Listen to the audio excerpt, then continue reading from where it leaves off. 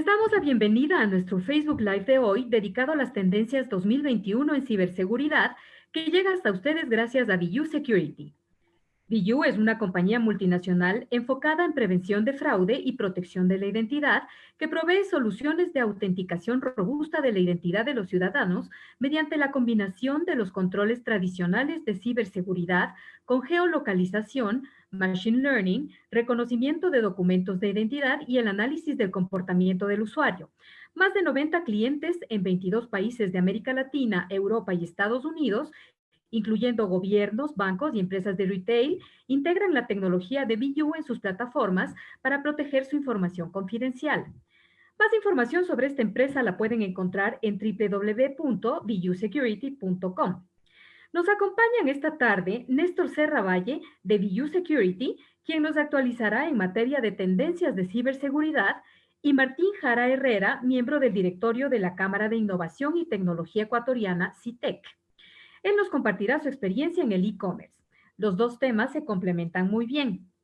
Presento brevemente a nuestros dos expositores. Néstor se desempeña en VU como Chief Sales Officer a nivel global. Está encargado de profundizar la estrategia y la gestión comercial de VU para ampliar su participación en el mercado de soluciones de seguridad para el negocio en todo el mundo. Cuenta con una extensa carrera de más de 30 años en la industria de la tecnología y los sistemas de información. Ha trabajado en empresas de primer nivel como Microsoft, Technisys, Tata Consultancy Services, SAP y Hewlett Packard. Allí formó equipos sólidos, liderando proyectos con gran impacto social y de negocios. Martín Jara, que es nuestro segundo expositor, es el Country Manager de Mambo, una agencia dedicada al manejo interno de equipos. Fue gerente de marketing de Rappi, cuya especialidad son las entregas a domicilio en minutos, y es cofundador de Yasta.com, empresa ecuatoriana de e-commerce. Quiero avisarles que luego de la exposición de nuestros dos expositores, vamos a dar respuesta a las inquietudes que ustedes nos hagan llegar. Muchas gracias, disfruten de esta charla. A continuación les dejo con Néstor Serravalle. Néstor. Bueno, buenas tardes. Quiero compartir una presentación con ustedes, así que me dicen por favor cuando la ven. ¿Se está viendo la presentación? ¿Rebeca?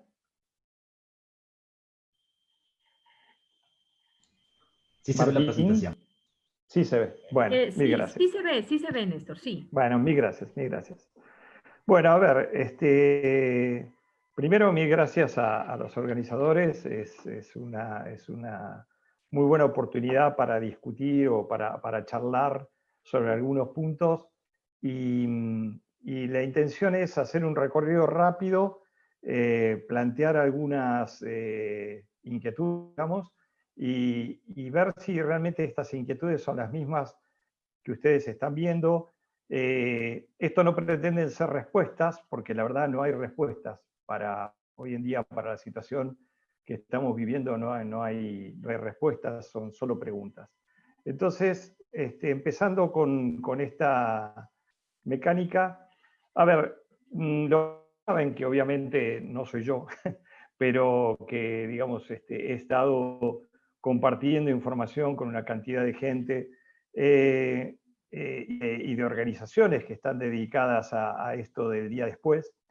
Lo que dicen un poco es que esta nueva normalidad tiene algunas características. Una es que la transformación digital se ha dado como una imposición, ya no como una elección, que el distanciamiento social, la vigilancia digital, la pérdida de privacidad, la geolocalización, por ejemplo, que casi todos estamos geolocalizados la mayor parte de nuestro tiempo, son cosas que han llegado para quedarse, que la automotivación y el emprendimiento ha dado como resultado en aquellas actividades que se pueden realizar en forma remota casi un aumento de la productividad, pero que esto no es posible saber hoy si se va a mantener, que ha aumentado en la mayoría de los países, el Estado ha tomado un rol mucho más activo y que hay una reconfiguración en las cadenas de producción, que la centralización estratégica que nos rigió durante muchísimos años de la vida, digamos, de los países y nuestras organizaciones,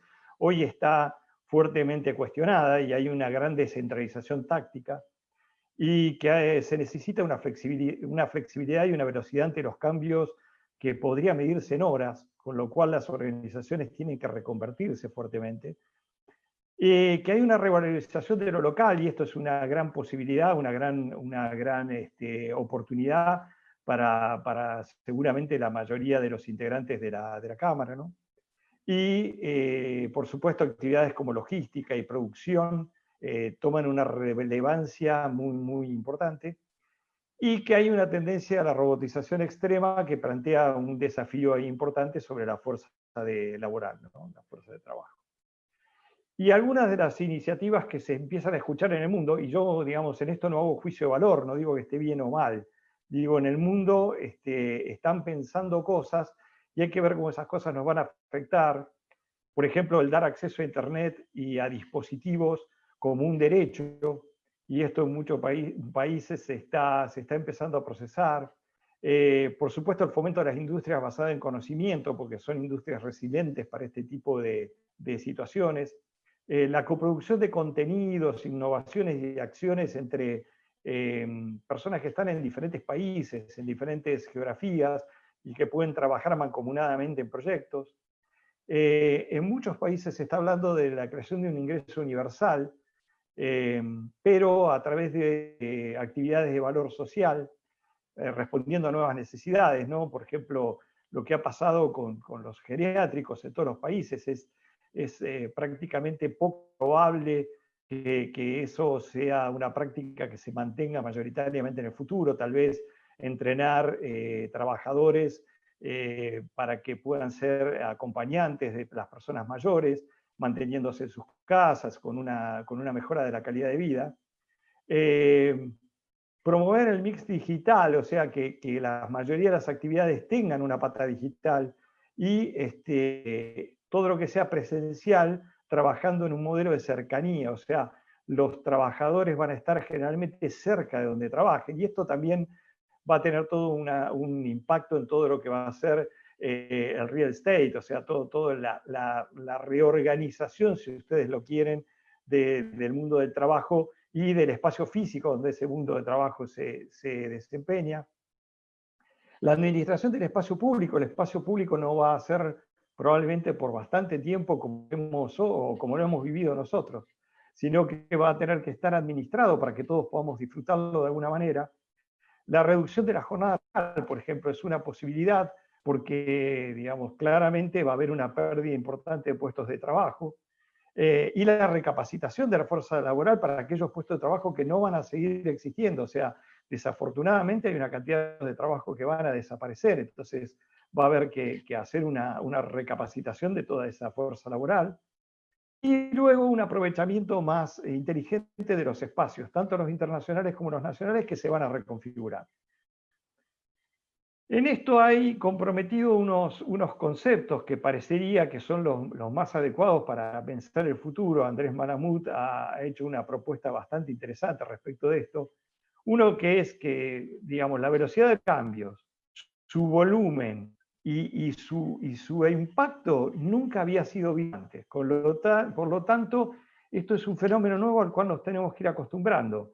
Y para poder acostumbrarnos a movernos dentro de ese fenómeno, una de las cosas que tenemos que evitar es el sesgo, es pensar las cosas como las pensábamos, porque hoy son distintas.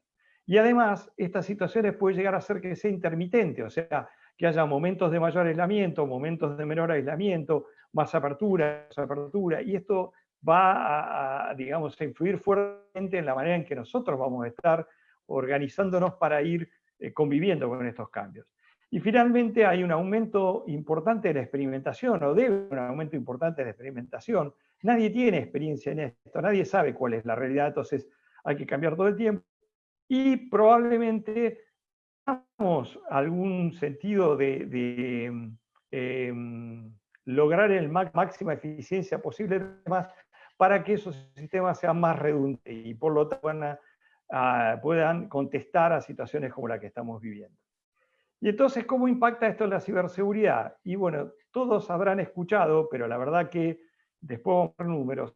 Phishing, que es tal vez la forma más vieja de captura y roba de datos para crear identidades apócrifas, está en un apogeo impresionante y esto va a impactar en la actividad en los próximos meses.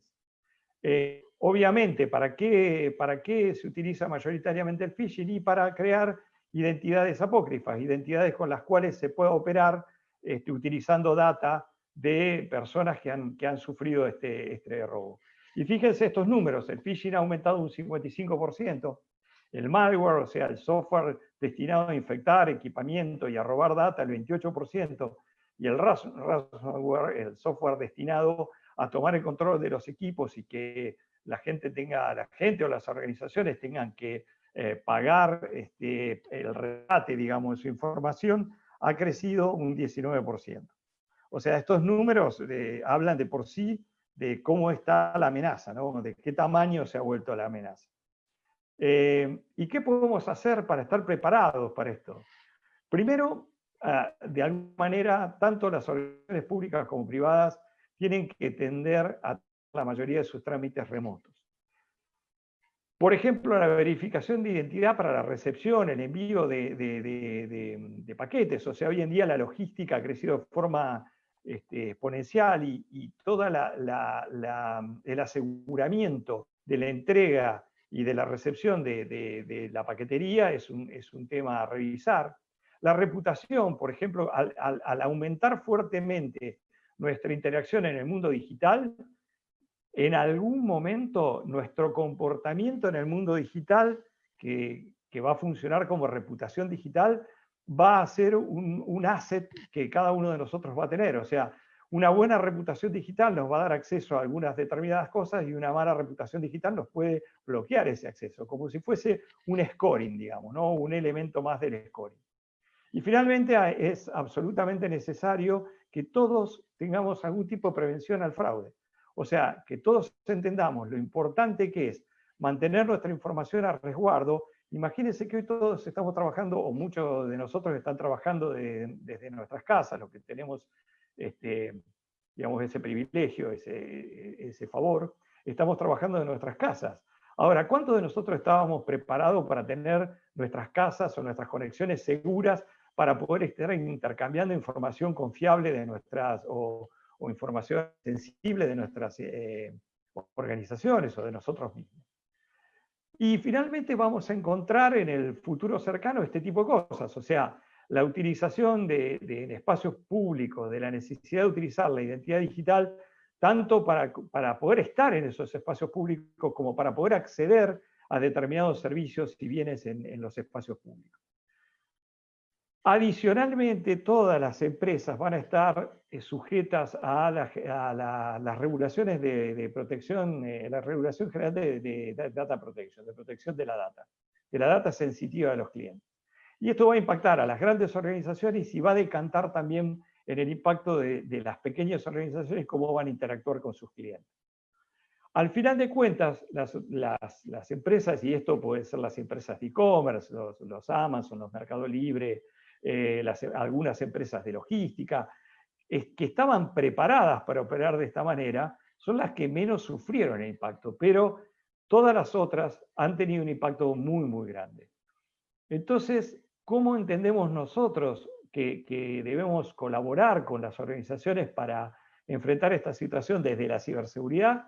Bueno, hay 4 pilares que nosotros manejamos y que tienen, digamos, que constituyen el basamento para poder trabajar con un concepto de Customer Identity and Access Management que nos permita mantener seguros a nuestros clientes y permitirles operar de una forma, digamos, sin fricción dentro de nuestras organizaciones. Una es la que he mencionado de la prevención del fraude, o sea, tener herramientas para prevenir las acciones maliciosas. Otro es el uso de biométricos. Los biométricos van a ser utilizados en forma masiva para que nosotros podamos demostrar que somos nosotros en nuestro mundo digital. La protección de la identidad, por supuesto, o sea, que nuestros datos estén a salvo y que nuestra identidad no puede ser robada o utilizada por un hacker o por un ladrón. Y el manejo de riesgo para poder hacer que las operaciones fluyan de una manera más suave, más normal. Respecto al uso de la identidad, de la creación de las identidades digitales y su administración, el uso del onboarding se va a masivizar, o sea, la mayoría de las transacciones, o sea, la mayoría de los mundos de donde vamos a poder transaccionar digitalmente nos van a llevar a la necesidad de onboardearnos, y esto significa, digamos, capturar la data de nuestro documento actual, físico, capturar biométricos como la voz, el rostro, digamos, asegurar esto a través de algún método de autenticación robusta, y finalmente que todo esto esté bajo un proceso de prevención de fraude. Algunos ejemplos es, por ejemplo, en la industria financiera, la entrega de tarjetas de crédito en forma absolutamente remota, o los sistemas que están poniendo los gobiernos de identidad digital para hacer trámites digitales. Y finalmente, algo que se va a familiarizar es la permanente necesidad de dar prueba de vida, o sea, de que cuando nosotros estemos operando en cualquier proceso, podamos demostrar que somos nosotros mismos. Y esto tiene que ser muy flexible para que pueda ser utilizado por cualquier persona. Al final de cuentas, esto debe ser soportado por un sistema de comportamiento y fraude que tenga en cuenta motores de reglas, o sea, nadie puede estar operando en Quito y en Rusia al mismo tiempo. Entonces, si yo puedo detectar que alguien está tratando de entrar desde una locación que no es la conocida, la segura, y puedo poner ahí un elemento más de verificación para ver que no esté siendo utilizada una identidad de forma apócrifa para hacer una determinada transacción. El análisis de dispositivos, o sea, lograr que los dispositivos estén seguros, que yo sepa que, o sea, que los sistemas donde yo voy a interactuar conozcan que mi celular es mi celular, que tiene unas determinadas características y que está configurada de una determinada manera, también me va a habilitar a una mayor posibilidad de hacer transacciones de forma segura, lo mismo que localización. Y finalmente la utilización de tecnología de Machine Learning que me va a permitir, al conocer mejor el comportamiento de cada una de las personas, entender más fácilmente si la persona que se está presentando a hacer una determinada transacción es quien dice ser. Estos elementos conjugados me van a permitir, por ejemplo, con uso de tecnología que, por ejemplo, BU tiene disponible, que si alguien me robó, un hacker me robó mis datos de identidad a través de, por ejemplo, una página apócrifa, esto es muy, muy común en la banca, que se le copien las páginas, entonces le pida a la persona su usuario y password, por ejemplo. Ahora, si eso se hizo en una página apócrifa, cuando quiera ser utilizado en la página real para hacer un fraude, para utilizar, por ejemplo, una cuenta o una cuenta de e-commerce, esto no sea posible porque el dispositivo va a poder entender que la clave y el usuario fue robado en una dirección, por ejemplo, de una web apócrifa, y no puede ser utilizado en la dirección real en el dispositivo real. Este tipo de cosas que van a permitir que todo el phishing que se está haciendo en este momento, donde se están robando cientos de claves, de passwords y usuarios, no puedan ser utilizados después en los sitios reales. Este es el tipo de tecnología que se está implementando justamente para evitar o disminuir el nivel de fraude que está trayendo el aumento de las transacciones digitales. Imagínense que si las transacciones digitales están creciendo a un ritmo de 30% mensual, el aumento del crimen digital también ha sido exponencial, ¿no? Y por ejemplo, está haciendo Visa con nuestra tecnología, o Falabella, uniendo todos sus negocios, ¿no? Y al final lo importante es que debemos entender a la ciberseguridad como parte del negocio. Ya la ciberseguridad no es algo que es un anexo, no es algo que debe cumplirse por normativa, sino que debe ser parte del negocio. Hoy nosotros, solo como para que tengan alguna idea, estamos trabajando en más de 130 grupos económicos en 22 países. Tenemos ya unos 12 años de experiencia en ciberseguridad. Tenemos alrededor de 60 partners. Fuimos partner del año de Microsoft este año. y tenemos unas 14 soluciones de ciberseguridad que tocan todos estos puntos que estuvimos conversando. Estos son algunos de nuestros clientes, solo para darles una idea de la gama y de la diferencia de nuestros clientes, de todo tamaño y de muchas industrias. Así que bueno, muchísimas gracias. Yo hasta aquí y le dejo a Martín que siga con su exposición y luego al final espero sus consultas. Gracias. Muchas gracias, Néstor. Entonces, Martín, por favor, ahora sí, te toca a ti. Y sí, como dijo Néstor, al final pasamos a las preguntas, que la gente está tímida, no nos hace llegar ninguna pregunta y debería aprovechar el tema, que es un tema tan interesante. Chévere, les Listo, comparto. Martín.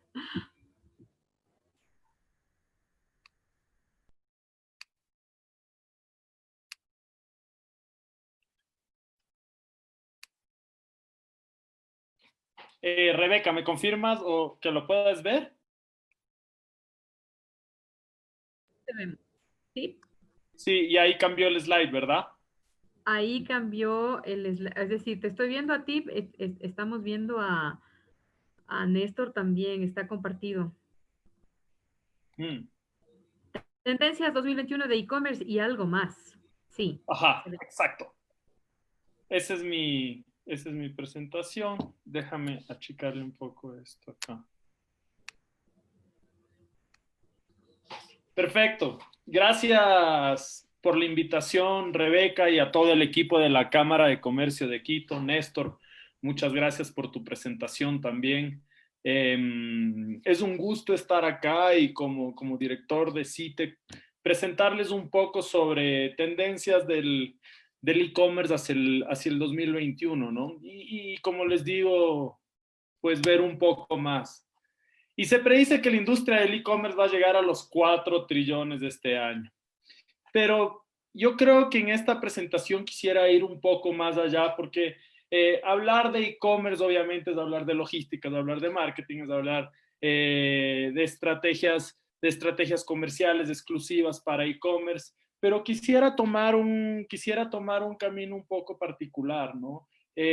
Quisiera topar dos grandes temas. El primero es la personalización y la importancia que va cobrando la personalización no solo en el comercio electrónico, pero en otros canales como por ejemplo Spotify o Netflix, el momento en el que tú eliges o decides por optar por ver una película, escuchar un playlist o escuchar una determinada canción, ¿no? Y el segundo es la realidad aumentada, ¿no? Y cómo esto se transforma en una tendencia hacia el comercio electrónico.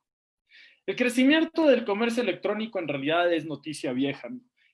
Yo personalmente desde el 2013, cuando empecé con yesta.com, decíamos el e-commerce es un boom y va a llegar a nuestro país. Y la gente nos decía, ustedes están locos porque en Ecuador nadie compra online. O la gente nos decía, ¿usted tiene algún título de comercio electrónico como para apostarle a su negocio? Bueno, terminamos fundando la tienda, una de los principales e-commerce que tiene el país, y hoy en día, si algo ha demostrado el COVID es que el e-commerce Ecuador no es una excepción para el comercio electrónico, y el crecimiento del e-commerce de un día al otro se dio de una forma acelerada. El crecimiento del e-commerce es noticia vieja, ¿no? Y creo que llegar a un punto que donde tener un e-commerce sea tan fácil como tener un Gmail, ¿no? De hecho, hoy tienes soluciones como WooCommerce, como PrestaShop, que te permiten tener relativamente fácil y relativamente bajo costo una solución de e-commerce pues relativamente sencilla, ¿no? Sin todas las complejidades de logística y demás, y esas integraciones que cuestan un poco más de recursos. Pero todavía no es así. Debemos ampliar el horizonte y entender mucho más de lo que está detrás de un comercio electrónico, ¿no? Como hacia dónde va la personalización y cómo se está utilizando y cómo se está almacenando la data y la información de cada uno de los usuarios que interactúa y que entra dentro de una de estas plataformas de comercio electrónico. A diferencia de los canales físicos, el e-commerce te permite entender y tener visualización y un conocimiento de quién es tu usuario. ¿no? Te permite saber en qué ciudad habita, posiblemente te permita tener una cierta profundidad de cuáles son sus gustos, dependiendo de por dónde estés visualizando la data, ¿no? Qué tipo de fanpage, qué tipo de página sigue, le gusta la música, le gusta el cine, le gusta leer. ¿Quién es esta persona que está? ¿Quién es tu usuario? ¿Quién es tu buyer persona? ¿Quién es la persona que está entrando a tu comercio electrónico? Y a tu canal de comercio electrónico. Y esa información se puede utilizar, pues, para optimizar las conversiones, ¿sí? Para entender mejor a tu consumidor, ¿sí? Para distintas acciones que tú desees. Por ejemplo, en Spotify, la personalización y los algoritmos de personalización que tienen te permiten tener esa canción que tanto te preguntas y dices, ¿cómo Spotify sabe que me gusta esta canción? ¿O cómo Spotify me está sugiriendo este playlist? ¿No? O del otro lado, en Amazon, ¿no? Y sabemos que el 30% del revenue de e-commerce de Amazon proviene de sus algoritmos de recomendación, es decir, también te podría interesar, ¿no? Otras personas con un perfil de compra similar al tuyo han comprado esto, posiblemente te puede interesar este producto. La personalización se optimiza en base a tu información. ¿Qué clics hiciste? ¿Con quién comiste? ¿Por dónde caminaste? ¿Qué consumes y cuándo? ¿No?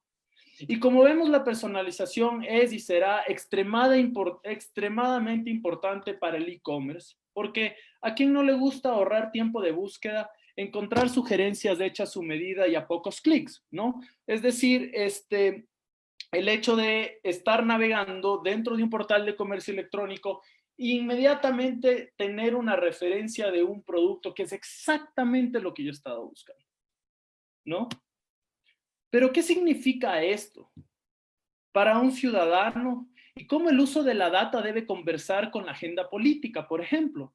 Yo creo que debemos pensar un poco más allá y traer este tema de la información que nosotros estamos dando, el momento en el que aceptamos los términos y condiciones y ponerlo sobre la agenda política, por un lado, y ponerlo sobre el boca a boca de lo que la gente está conversando, porque esto es algo que muy pocas veces se conversa en nuestro país, ¿no? Por ejemplo, una falla en el software expuso los datos personales de cada votante elegible en Israel, incluidos los nombres completos y las direcciones, los números de tarjeta de identidad de 6.5 millones de personas, lo que generó preocupaciones sobre el robo de identidad, la manipulación electoral, 3 semanas antes de las elecciones en Israel. Esta foto que ven fue sacada del New York Times. ¿Qué significa esto para un marketinero, no? ¿Qué significa toda esta cantidad de información y de data y de poder perfilar a la gente que está o clusterizar a la gente que está entrando a una plataforma, ¿no? ¿Qué significa esto para un marketinero? ¿No? Los análisis de marketing deberían arrojar luz sobre las interacciones que generan ingresos, ¿no? No solo sobre aquellas que son fáciles de medir. Las conversaciones telefónicas, por ejemplo, son una fuente de información sin explotar, particularmente las categorías como finanzas, atención médica, telecomunicaciones, que venden productos y servicios que son complejos, emocionalmente cargados y a un alto precio. O sea, detrás de la data debe existir también una estrategia de marketing. De alguna manera, los marketineros se encuentran en un momento donde tienen demasiada información, ¿no? Los que tienen suerte trabajan en organizaciones que tienen una cultura que está acostumbrada a tomar decisiones en base a la data, ¿no? Y cuando haces una propuesta y tienes el sustento de la data para llevar una decisión en una dirección, llamémoslo así, la misma es aceptada. Pero ¿qué sucede con todas estas organizaciones que no tienen una cultura de decisión en base a la data? ¿Qué sucede cuando llega el marketinero y te dice, mira, estoy revisando el perfil de nuestras compras, tal y tal día son nuestros fuertes, deberíamos apostar en este y en este horario, las promociones especiales, este debería ser el producto y no deberíamos estar corriendo una campaña para hombres, deberíamos estar corriendo una campaña para mujeres dentro de esta y esta edad.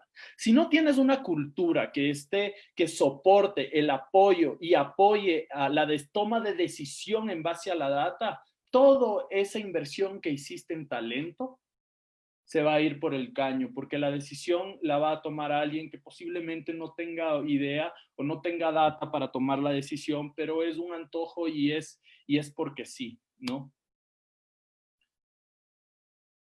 Y si vamos un poco más allá y nos planteamos una pregunta, y decimos, ¿puede tu búsqueda o puede Google Ads y puede tu búsqueda, tus búsquedas representar o darnos una idea de dónde va a ser el próximo brote de COVID-19, por ejemplo? ¿Qué exactamente sucedería en un escenario donde ponemos a correr anuncios de no puedo oler, por ejemplo, ¿no? Haces clic en el enlace y aparece una página que corresponde a un anuncio en Google. Pero el no poder oler, como sabemos, hace parte de los síntomas del COVID-19. Y con ese solo clic, Google recopila datos demográficos, ubicación y más. Y también comparte esos datos con la persona que pagó por el anuncio. Lo puedes contrastar con, por ejemplo, cuántas mujeres de 45 a 55 años en Guayaquil tienen un hijo y conducen un Honda y están reportando una pérdida de olfato. Entonces, el marketing y la data también pueden ser una forma de ser utilizados para extraer soluciones soluciones para temas como cómo detectamos o cómo ampliamos o cómo mejoramos nuestra detección de quién tiene el COVID-19. Pero ¿quién se beneficia y quién se perjudica? ¿No? En principio queremos tener más personalización en nuestra experiencia de compra. Pero ¿qué nos cuesta y cuánto? ¿No? ¿Qué exactamente nos está costando ese acepto los términos y condiciones? ¿Qué tan conscientes estamos de cómo se usa nuestra información? ¿No? La data tiene varios usos. Podemos usarla para salvar vidas, podemos usarla para encontrar nuevas formas de identificar potenciales brotes de COVID, pero su experiencia también puede transformar el contexto político, como vemos acá, ¿no? Cada mes, 2.6 billones de usuarios entran a Facebook desde uno de sus dispositivos. Ellos generan 17 billones en revenue. Cada uno de estos usuarios representa un ARPU, que es un Average Revenue Per User, una ganancia promedio por usuario, de $6.95 al primer Q del 2020. Cada usuario y toda la data que está generando este usuario tiene un valor. ¿Y por qué la data es importante? Porque tenemos de alguna manera las mejores mentes de este planeta buscando maneras de hacer que la gente haga clics más efectivos, ¿no? Buscando maneras de que la compra sea con menos pasos, buscando maneras de que puedas perfilar mejor a tus clientes y mejor a tus consumidores. En realidad, cada uno de estos usuarios lo que representa es un potencial cliente para algún e-commerce en algún lugar del mundo que va a pagar por anuncios dentro de una de estas plataformas. Cada mes, 197 millones de usuarios entran a Amazon desde uno de sus dispositivos. Cada segundo, Amazon genera $4,722 en ventas por segundo. Y en un tema más, Amazon ha admitido que no siempre elimina los datos de almacenamiento que obtiene a través de las interacciones de voz con Alexa. Por ejemplo, cuando pediste un Uber a través de Alexa o cuando hiciste un pedido a domicilio a través de Alexa. Toda esa información queda almacenada. Y un pequeño paréntesis, tenemos que ver los datos de cómo ha crecido la compra a través de voice, a través de voz en e-commerce y cómo eso va a revolucionar el e-commerce. En el país recién estamos hablando y gracias a Dios tenemos un Kushki y otras soluciones de pagos que están facilitando las transacciones de pagos online. pero deberíamos estar viendo hacia el futuro, ¿no? O sea, ¿cómo transformamos esos e-commerce y cómo nos acoplamos para lo que ya se está viniendo, que es, por ejemplo, la búsqueda a través de voz? Casi todos los movimientos que realizas en línea se recopilan y se cotejan desde tu rutina matutina, o sea, cuáles son tus gustos musicales, tu ruta al trabajo, preferencias de noticias, y hasta los recados, ¿no? Incluidos las citas en tu calendario, dónde están agendadas, con quién están agendadas, cuáles son las páginas web que más visitaste y cuáles son las compras que has realizado, ¿no? En este caso, empresas como Google, por ejemplo, saben exactamente o tienen una muy buena perfilación de ti. El que tiene el acceso a la data tiene una ventaja y lo sabe todo. Pero exactamente cuánta información estamos produciendo, ¿no? Para entender y tener un número de la cantidad de datos que se crean cada día, tanto ahora como en el futuro, pues vale la pena familiarizarse con una escala de los datos y los términos de unidades, ¿no? Pues como vemos aquí, vamos desde el bit a bytes, a kilobytes, a megabytes, a gigabytes, a terabytes, a petabytes, a yottabytes, ¿no? Y cada día 500 millones, se generan 500 millones de tweets, 294 billones de correos son enviados, 4 petabytes de data son creados en Facebook, 4 terabytes de data son creados de cada auto conectado, 65 billones de mensajes se envían por WhatsApp y se realizan 5 billones de búsquedas al día. Entonces, mucha gente me dice, ¿cómo puedo hacer para promocionar mi e-commerce, por ejemplo? ¿No? ¿Será que me creo una página en Facebook o será que me crea una página en Instagram? O hago email marketing. Sí, pero tenemos que pensar cómo vamos a ser relevantes. ¿Cómo vamos a crear un contenido personalizado y relevante que pueda sobresalir de ese 294 billones de emails que son enviados al día o de esos 4 petabytes de data que son creados en Facebook, ¿no? ¿Cómo vamos a ser relevantes y cómo vamos a generar campañas que puedan llamar la atención de esta gente sin caer en lo invasivo? Esto es un poco un día en datas, como vimos, 500 millones de tweets al día, ¿no? Existen, en fin. Para no alargar mucho, esta frase me parece magnífica, de Stephen Thompson. In a world of locked rooms, the man with the key is the king, and honey, you should see me in a crown. El que tiene la data tiene la llave y reina. Pero volvamos al e-commerce, ¿no? Una de las tendencias más importantes para el e-commerce es un cambio de paradigma inminente hacia la compra en realidad aumentada o realidad virtual. IKEA ya la tiene un proceso en el cual tú ves un sofá, te gusta, apuntas la cámara hacia tu sala o comedor y puedes visualizar de alguna manera cómo esa mesa que tanto quieres, cómo ese sofá que tanto te gusta o la cama que estás buscando entra dentro de ese espacio, ¿no? Lo emocionante de esto es que la tecnología de realidad virtual no solo te permite la presentación interactiva del producto, sino que también permite que los productos se integren directamente en su entorno futuro a voluntad. O sea, ya vas a saber cómo se ve el sofá dentro de tu casa. Pero vamos más allá. Exploremos otras realidades. ¿Por qué no estamos viendo dentro de Second Life, por ejemplo, ¿no? Que te permite descubrir nuevas experiencias con personas de todo el mundo en un vasto mundo virtual donde puedes ganar dinero de formas diferentes dentro de este mundo virtual, ¿no? Second Life es un entorno completamente virtual donde ya existen mercados de bienes raíces, donde ya existen trabajos, donde puedes crear productos exclusivos y donde tienes gente que va a pagar por esos productos. Finalmente, ¿a quién le corresponde plantearse estas preguntas del futuro? O sea, hemos hablado de personalización, de realidad aumentada, hemos hablado de data, pero ¿quién está poniendo esos temas de conversación sobre la mesa, ¿no? en el país no tenemos ni siquiera un ministro de tecnología. Es una vergüenza. O sea, ¿cómo podemos hablar de un Ecuador que va a salir adelante, que se está modernizando, que está en la vanguardia de la tecnología, si ni siquiera tenemos un ministro de tecnología?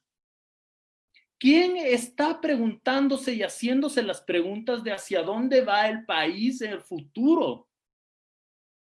Y el futuro, como dice William Gibson, ya está aquí, solo que no está distribuido de manera igualitaria o equitativa. ¿Cómo vamos a hacer para que nuestro país esté dentro de esa distribución de lo que está en la vanguardia de la tecnología? Y es verdad, para dinamizar la economía del país tenemos que pensar en el futuro. Tendencias para el 2020, más data. La pregunta es, ¿quién va a utilizarla y cómo? Y dentro de eso, muchas gracias por el tiempo. Muchas gracias por esta apertura. Espero haber topado un poco de comercio electrónico, un poco de tendencias y pues cualquier pregunta a su disposición. Gracias, Martín. Sí, nos han hecho llegar unas preguntas igual, tanto para ti como para Néstor. Vamos a empezar por la primera que nos llega de María Fernanda. Es para los dos, así que igual si los dos quieren contestar, bienvenido.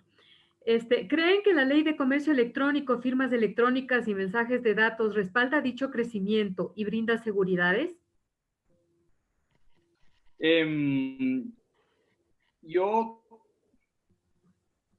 creo que las instituciones, la tecnología avanza mucho más rápido de lo que... No, la pregunta no es si es que está vigente o no, pero yo creo que la tecnología avanza mucho más rápido de lo que avanzan las instituciones. Entonces tenemos que buscar formas, el debate debe ir por otro lado, debe ir por cómo dinamizamos las conversaciones y la toma de decisiones, no solo en comercio electrónico, en machine learning, en el manejo de la data, en autos que se manejen por sí mismos. Ahí es donde debemos estar viendo, pero ¿cómo hacemos para que las conversaciones sean más dinámicas, más rápidas y la decisión política y la toma de decisión política no solo sea más rápida, pero también sea más eficiente? Yo agregaría, Martín, yo creo que el marco regulatorio siempre ayuda. O sea, cuando aparece un marco regulatorio aparece la posibilidad de generar más actividad en cualquier campo. Pero coincido con Martín en que la velocidad que están tomando los acontecimientos, esto que hablábamos de la entropía del cambio, ¿no? O sea, el mundo no va a ser el que conocimos. Y tampoco sabemos bien cómo va a ser. O sea, seguramente tendrá cosas de las que conocimos y tendrá cosas nuevas y cosas de las que estamos viviendo hoy y otras que todavía ni siquiera hemos vivido.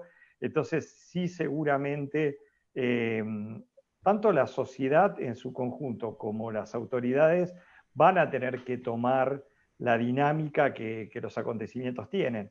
Si uno se pone a fijar lo que está pasando en diferentes lugares del mundo, aquellas sociedades donde la organización era más monolítica y más rígida, fueron muy eficientes al momento de tomar determinadas decisiones y llevarlas adelante y fueron bastante, digamos, exitosos en tomar este tipo de decisiones. Ahora, habrá que ver si son capaces de tomar las decisiones que se necesitan ahora, porque esto va a terminar, esto va a traer nuevas realidades, nuevos desafíos. ¿Qué va a pasar con la gente cuyos trabajos hayan desaparecido? ¿Qué va a pasar con la gente que viajaba horas durante el día para ir y volver a sus trabajos? ¿Qué va a pasar con todas aquellas actividades? Porque, digamos, la vuelta a la normalidad o a la normalidad que sea, no es un instantánea. Entonces, cuando digamos, por una necesidad y una angustia real que existe hoy en sectores de la sociedad, intentan recuperar la normalidad que conocieron, pero el problema es que esa normalidad ya no existe más. La gente no va a ir masivamente a un centro de compras. No va a sentarse apiñado en un restaurante porque eso era lindo y agradable. Y son cosas que vamos a extrañar, pero que lamentablemente no se van a poder hacer, por lo menos en el futuro muy cercano. Entonces va a haber que hacer muchos cambios para que la cosa empiece a funcionar nuevamente. Yo creo, y lamentablemente en esto el mensaje es, hay que adaptarse rápidamente, hay que experimentar, hay que equivocarse y hay que corregir y volver a experimentar, y hay que tener esa capacidad de ser resiliente y salir adelante, porque el mundo que existía no está más. Gracias, Néstor. Tenemos otra pregunta de Marta Molina, que además felicita a los dos por la exposición. Ella dice, el nuevo orden mundial es prácticamente la era digital, pero ¿estamos realmente preparados? Porque son los jóvenes quienes están en la onda, pero los adultos mayores casi perdidos. ¿Cómo pueden acceder? Yo ahí tengo, en eso tengo una prevención de la experiencia. Yo me acuerdo hace muchos años atrás discutir con los presidentes de los bancos que me decían que nunca un pensionado iba a ir a cobrar su pensión a un cajero automático. Hoy prácticamente, bueno, hasta antes de la pandemia, todos los pensionados, o la gran parte, la gran mayoría de los pensionados, iban a cobrar su pensión a un cajero automático y tal vez no hubiesen vuelto a hacer la cola. Si hacían la cola era más por un problema social que por un problema, digamos, de ejecución. Con lo cual, no estoy tan seguro de que las personas mayores o las personas que no nacieron digitales no puedan interactuar eficientemente en este mundo digital. Los abuelos hablan con sus nietos por cualquier red social, comparten videos, comparten fotos, con lo cual me parece que lo que sí es necesario que toda esa interacción esté segura, porque uno de los problemas es que ese aumento de la interacción digital abre muchas puertas para que el día de mañana haya mucha mala utilización de las identidades digitales. Pero no estoy tan seguro que sea así, que la gente mayor no pueda estar en este mundo. Y además, digamos, hay ciertas cosas que son fácticas. El mundo digital va a crecer y sigue creciendo, y el mismo recambio generacional hace que cada vez sea más sofisticado, con lo cual me parece que es nada más que una cuestión temporal, y además tampoco es local. O sea, el mundo digital es naturalmente un mundo global. Gracias, Néstor. Aquí hay otra pregunta que tanto si tú o Martín la pueden... Ah, tú querías contestar también, Martín. Quería añadir algo Sí, a lo que está diciendo Néstor, con lo que concuerdo plenamente, pero yo creo que lo que deberíamos preguntarnos es, la pandemia lo que ha subrayado, si quieres decirlo así, es que el tener banda ancha en tu casa es un derecho vital. Y es un derecho vital porque los niños están siendo educados a través de programas a través de educación virtual. La gente está trabajando desde sus casas. Entonces, se está fomentando la telemedicina. Entonces, la pregunta debe ser, no si las generaciones adultas tienen acceso a la tecnología, no, es como todos tenemos acceso a la tecnología. Es como democratizamos el acceso de la banda ancha. En países como Finlandia, por ejemplo, el acceso de, no me acuerdo si es 1 o 2 megas de banda ancha, es un derecho básico de cada uno de los ciudadanos. ¿Por qué no estamos pensando así? ¿Por qué no estamos pensando en esa dirección? Eso era lo que quería decir. Deberíamos ver el acceso al Internet como un derecho básico.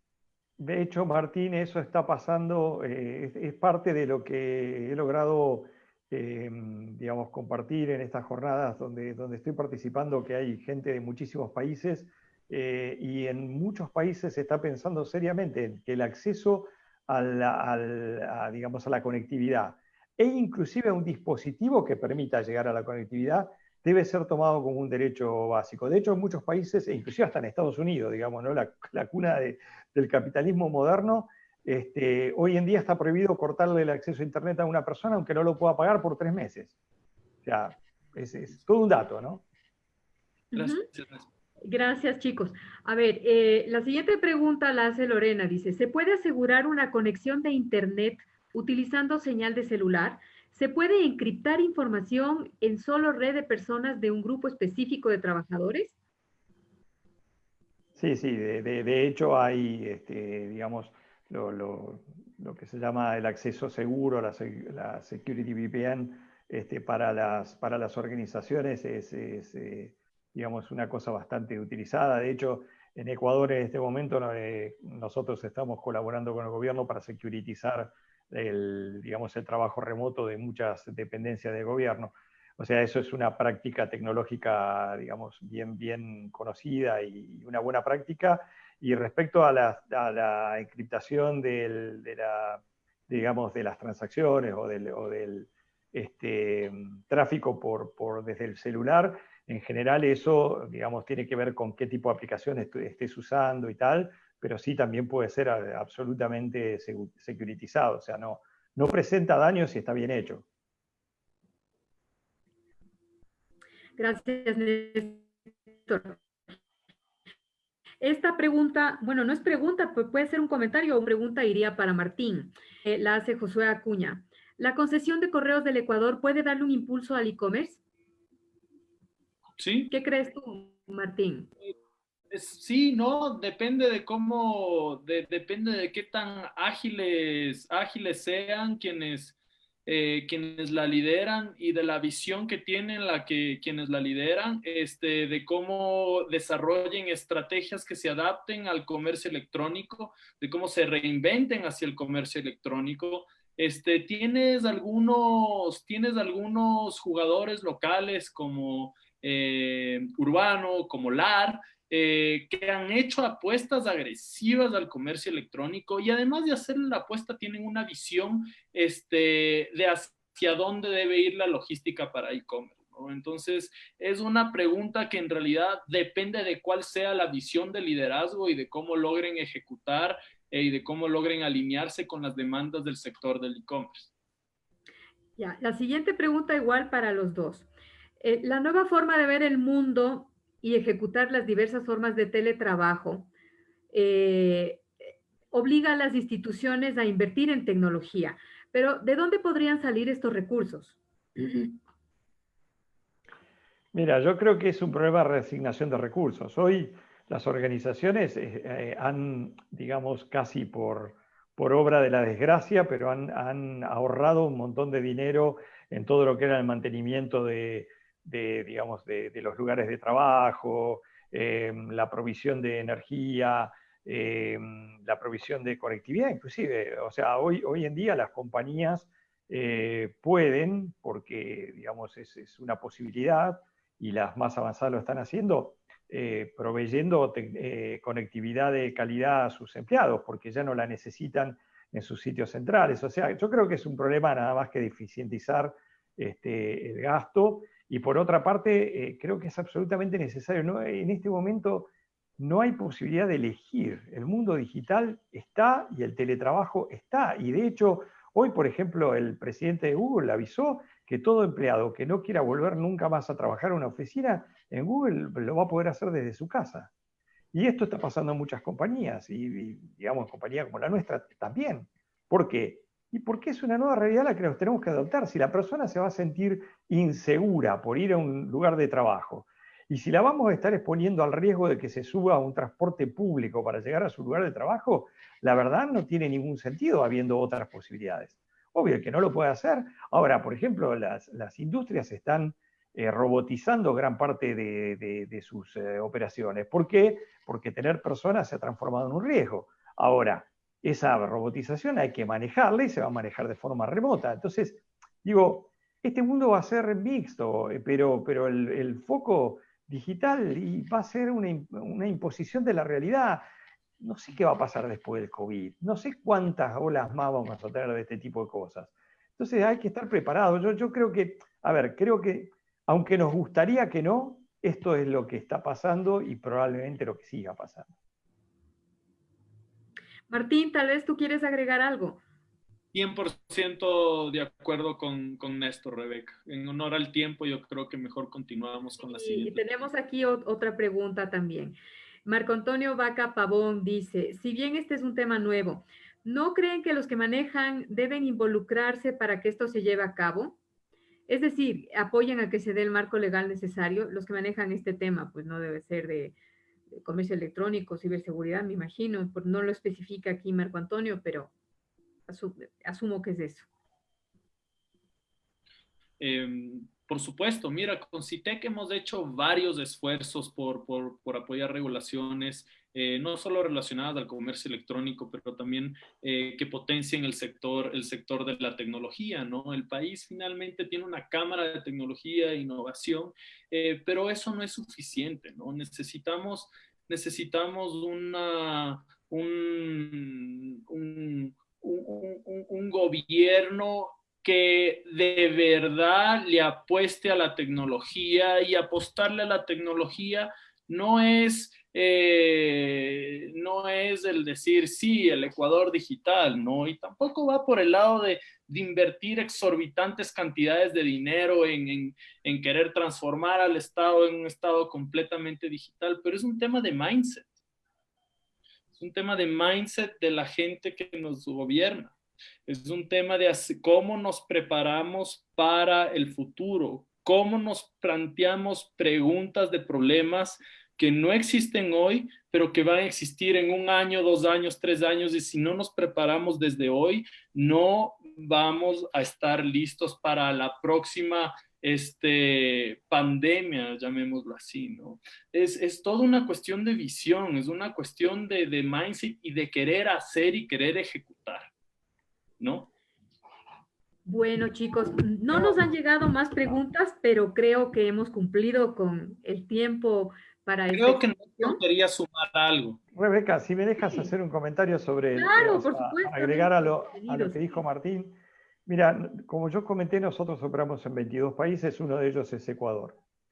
Y por supuesto, digamos, Ecuador tiene, como todos los países, tiene sus claroscuros, digamos, puntos fuertes y sus puntos débiles a revisar o a mejorar o a hacer una mejora para el futuro, ¿no?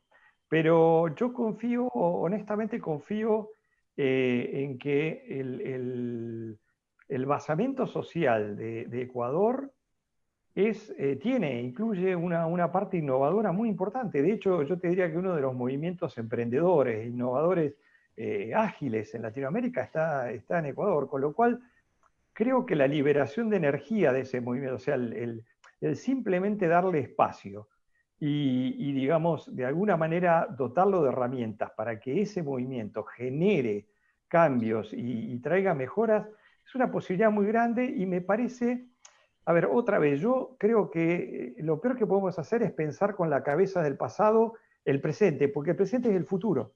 O sea, ya el pasado no existe como tal, como referencia monolítica, como pudo ser durante los últimos 60 o 70 años. Entonces, creo que aquí el gran desafío es liberar esas fuerzas que tiene el Ecuador y otros países de Latinoamérica para que se produzcan esos cambios. Pero de verdad, como oportunidad estratégica la tenemos porque además somos sociedades jóvenes. Somos sociedades con hambre de cambio y de evolución. Nosotros operamos en Europa. Europa tiene otra situación. Europa, con su estado de bienestar y digamos el confort que tenía tiene gran parte, tiene, la verdad que no lo sé, pero por lo menos tenía gran parte de la población, la verdad, impulsar cambios es difícil. Estados Unidos tiene más allá de que nosotros muchas veces lo veamos como ejemplo y todo, pero realmente tiene unas marañas corporativas y de intereses enormes. La verdad nosotros tenemos una gran oportunidad, claro, hay que poder usarla, ¿no? Hay que animarse. Yo digo, aquí no es un problema del gobierno ni de la regulación, es un problema de la sociedad de empezar a exigir las cosas que cree que necesita y ponerle empuje y empeño a eso. Y estoy convencido de que Ecuador va a ser uno de los países que va a estar liderando en estos temas. Estoy fuertemente convencido de eso. Muchas gracias, Néstor. Muy alentador. Justo nos acaba de llegar una pregunta para Martín. ¿A quién la hace Claudia Ullauri? Y ella pregunta, ¿a quién debo acudir para la realización de un e-commerce? Sí, bueno, si quieres le puedo pasar a Claudia por chat mis datos personales. Sí. Y yo le creo puedo que sí.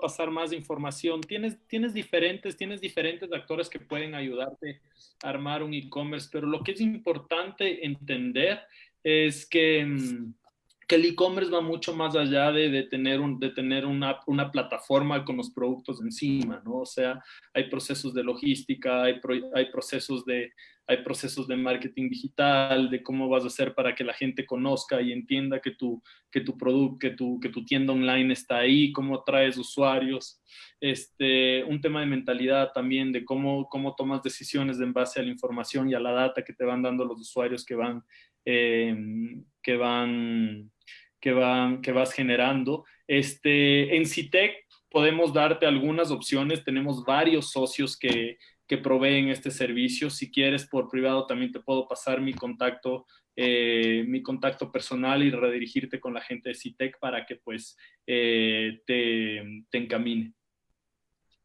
Aquí Lore Echagüe les felicita, dice que muy buenas las ponencias y ya no nos han llegado más preguntas, así que creo que vamos a dar por terminado este Facebook Live sobre ciberseguridad tendencias 2021, que ha estado muy completo, la verdad.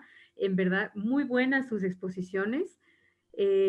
Nos dejan además, sí, como lo dice Marco Antonio Vaca, que nos hace llegar un comentario, dice, nos dejan fuertes interrogantes y desafíos también. Pero me ha gustado cómo lo han expuesto ustedes, porque en general sí, nos deja un buen sabor de boca, no nos desanima, la verdad. Hay que adaptarse, hay que acostumbrarse a los cambios. De eso se trata. Es la parte de adaptación lo que más importa en este momento. Y esperamos contar en una próxima oportunidad, tanto con Néstor como con Martín, que nos han aportado en esta charla con cosas muy valiosas. Yo creo que lo único que me resta es desearles a todos una buena noche. Gracias a esa audiencia maravillosa por ser tan participativa y a ustedes también, nuestros excelentes expositores, a Néstor Serravalle y a Martín Jara. Espero que estén muy bien y como digo, ojalá se animen a participar en otra charla. Ya vamos a seguir en contacto para ver qué otras cosas podemos ofrecer aquí a nuestras audiencias. Gracias. Gracias, Rebeca. Gracias, Rebeca, y mil gracias a todos los que nos estuvieron acompañando. Espero que haberles agregado algún valor con esta charla. Y mil gracias, Martín. La verdad que es súper interesante también tu punto de vista, ¿no? Así, extraordinario. Y gracias a los dueños de casa en esta forma digital. Gracias. Gracias. Buenas noches. Gracias. Una buena noche para todos. Buenas Bye. noches. Chao, chao.